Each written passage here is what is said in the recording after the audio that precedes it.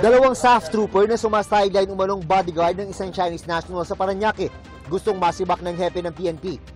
Ayon kay Police General Romel Francisco Marbil, pinakamabigat na parusa ang ipapataw sa dalawang pulis na nakadeploy dapat sa Zamboanga. Naka-restrictive custody sila ngayon sa headquarters ng PNP SAF.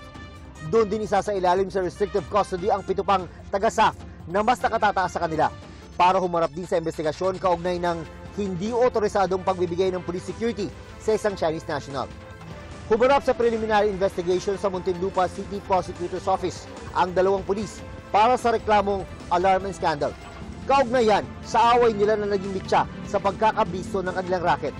Tumanggi silang magbigay ng pahayag pati na ang kanilang abogado. Pangulong Bongbong Marcos, biyaheng Singapore at Brunei. Ayon sa Presidential Communications Office, nasa Brunei ang Pangulo mula May 28 hanggang May 29 para sa kanyang unang state visit sa Brunei Darussalam.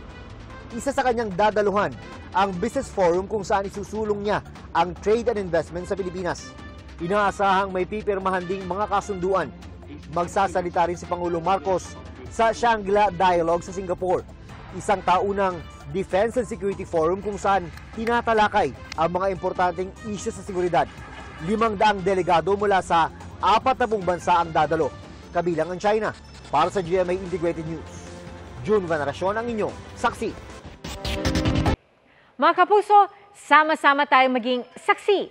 Mag-subscribe sa GMA Integrated News sa YouTube at para sa mga kapuso abroad, samahan niyo kami sa GMA Pinoy TV at sa www.gmanews.tv.